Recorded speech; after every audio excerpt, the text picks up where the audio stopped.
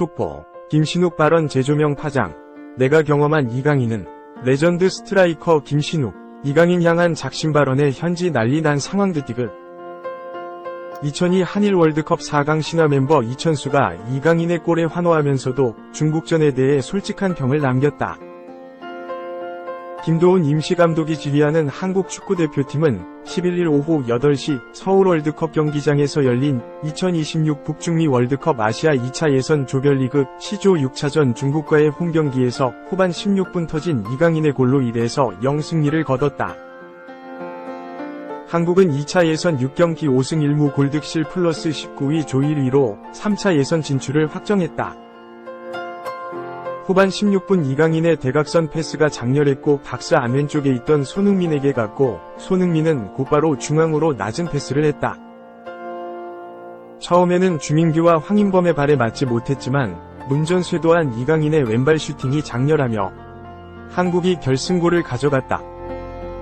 이천수는 12일 자신의 유튜브에 올라온 중국전 리뷰 영상에서 공이 이강인에게 알맞게 떨어졌다며 득점 순간 크게 기뻐했다. 전체적인 경기 평가로는 홈경기임을 감안했을 때 1-0이라는 스코어에는 아쉬움이 남는다. 3차 예선에서는 정식 감독과 함께 더 좋은 모습을 보여주길 바란다 고 기대했다. 2. 이강인 왼발로 3차 예선 일본 이란 피했다. 한국 축구가 중국과의 안방 경기를 승리로 장식하며 2026 북중미, 미국, 캐나다, 멕시코 월드컵 아시아 2차 예선 일정을 기분 좋게 마무리했다. 김도훈 감독이 임시로 지휘봉을 잡은 한국 축구대표팀은 11일 서울 월드컵 경기장에서 열린 중국과의 북중미 월드컵 아시아 2차 예선 최종 6차전에서 1-0으로 승리했다. C조 1위를 확정해 각조 1, 2위가 오르는 3차 예선 진출이 결정된 상태에서 이날 경기에 나선 한국은 5승 1무, 승점 16위 무패 기록으로 2차 예선을 마쳤다. 이날 한국의 선제 결승골은 이강인의 발끝에서 터졌다. 이강인은 후반 16분 상대 골문 앞 혼전 상황에서 왼발 슛으로 골문 왼쪽을 뚫었다. 6일 싱가포르전 2골에 이어 2경기 연속이자 개인 통산 10번째 A매치 골이었다. 이날 경기 전까지 한국은 중국과의 상대 전적에서 22승 13무 2패로 압도적인 우위에 있었다. 국제축구연맹 랭킹에서도 한국이 23위, 중국은 88위로 60계단 이상 차이가 난다. 하지만 이날 전반전에 한국은 볼 점유율에서 71.5% 대 28.5%, 슈팅수 6에서 2, 유효 슈팅수 3에서 0으로 앞서고도 중국의 골문을 열어젖히는 데는 애를 먹었다. 중국이 수비라인을 잔뜩 내린 채 경기를 했다.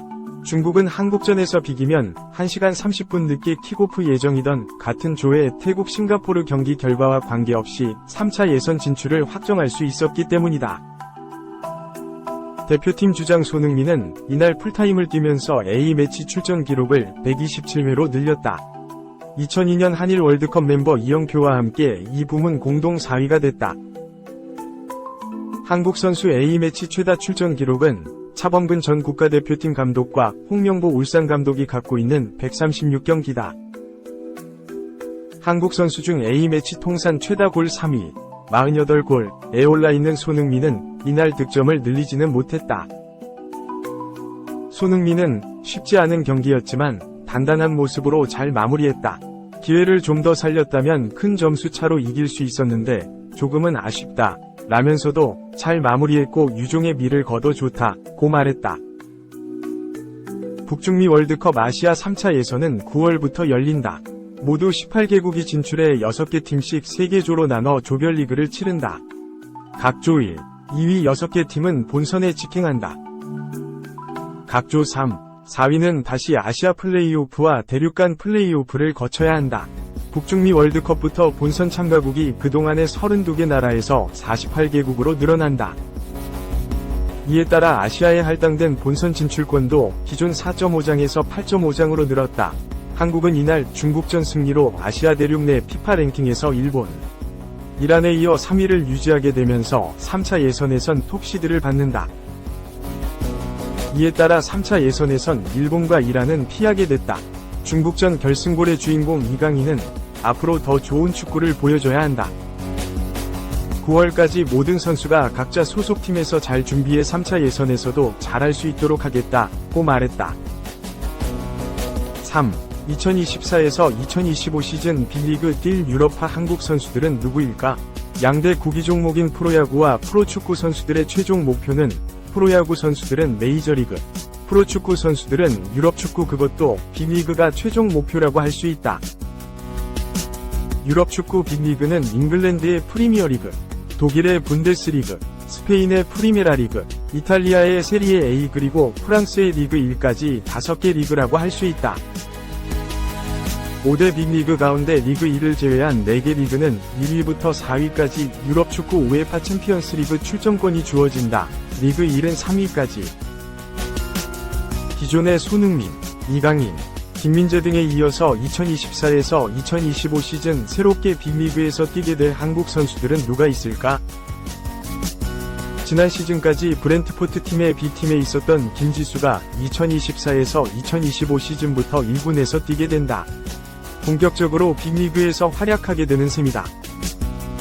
김지수는 2023 아시아 축구연맹 카타르 아시안컵에 발탁되었지만 경기에 나서지는 못했었다.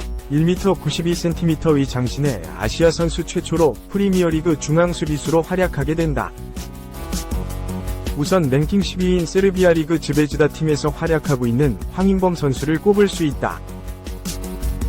즈베즈다는 2023에서 2024 시즌 세르비아 리그와 세르비아 컵 2관왕을 차지했고 리그 2위까지 주어지는 2024-2025 유럽축구 우에파 챔피언스리그 출전권을 획득했다.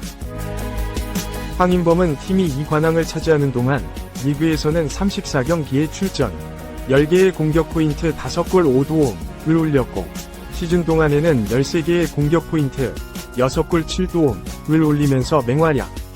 빅리그 팀들로부터 러브콜을 받고 있다.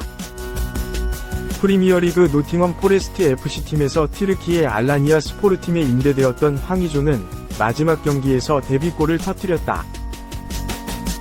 황의조는 불미스런 일로 국가대표에서 탈락, 잊혀진 선수가 되었지만 아라니아 스포르팀에 임대된 지 3개월 만인 5월 25일 38라운드 마지막 안탈리아 스포츠팀과의 홈경기에서 골맛 1대1을 봤다.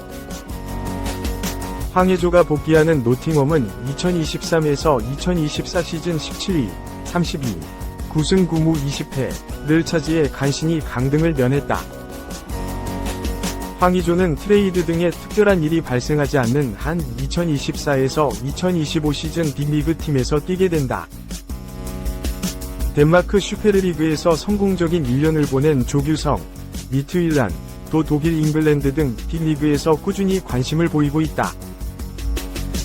유럽 축구는 우에파 유럽축구 챔피언스리그 출전권으로 수준을 가늠하는데 프리미어리그 등 4대 빅리그는 4장 프랑스 리그 1과 포르투갈 리그 등 5, 6위는 3위까지 3장, 그리고 네덜란드 에레디비지 리그 등 7위부터 15위까지 8팀은 1, 2위까지 2장 16위 리그는 1위 한 팀에게만 출전권이 주어진다. 2024에서 2025 시즌부터 우에파 본선 출전권은 종전의 32장에서 36장으로 4장 더 늘어난다. 4. 이강인과 함께 뛰고픈데 PSG 이적을 갈망하는 크바라츠엘리아. 나폴리는 판매 불가, 선언. 나폴리를 떠나 큰 무대로 나가고 싶은데 나폴리는 그를 놓아줄 생각이 없다. 파리 생제르맹에 관심을 받고 있는 흐비차 크바라츠엘리아의 이적은 일단 무산됐다. 유럽 축구 이적 시장 전문가인 파브리시오 로마노 기자는 17일 자신의 사회관계망 서비스를 통해 크바라츠엘리아에 대한 나폴리의 공식 입장을 전했다. 이에 따르면 나폴리는 우리는 그가 우리와 2027년 6월까지 계약되어 있다는 것을 상기시키고 싶다. 크바라츠엘리아는 판매하지 않는다. 선수들의 에이전트들이 어디로 갈지 결정하는 것이 아니다. 계약 기간 중에는 구단이 결정한다. 고 했다. 사실상 이적 불가를 선언한 것이다. 조지아 출신의 크바라츠엘리아는 2022년 나폴리로 이적했다. 그리고 이적 첫 시즌에 김민재, 바이에른 미넨, 빅터 오시멘 같은 동료들과 힘을 합쳐 나폴리에 33년 만에 세리에 A 우승을 안겼다. 꿈만 같았던 2022에서 2023 시즌 후 김민재가 바이아웃 조항을 이용해 미넨으로 이적했다.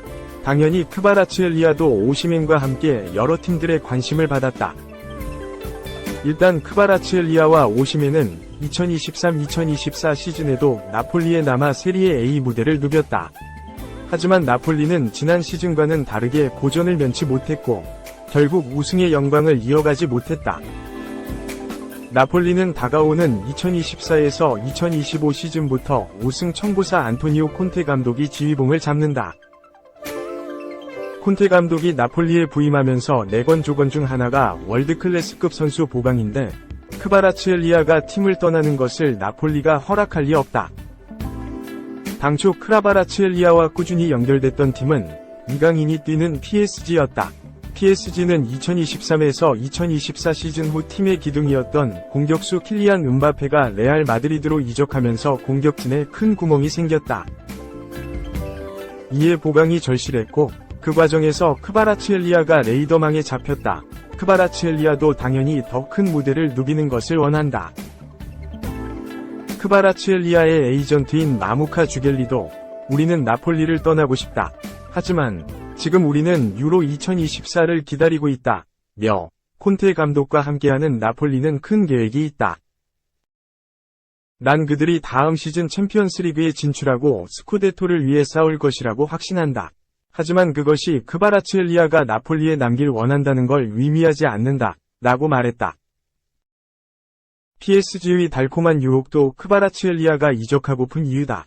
이탈리아 가제타 델로 스포르트에 따르면 크바라츠헬리아는 최근 몇 주 동안 PSG와의 협상을 통해 연봉으로 약 800만 유로를 받기로 합의했다.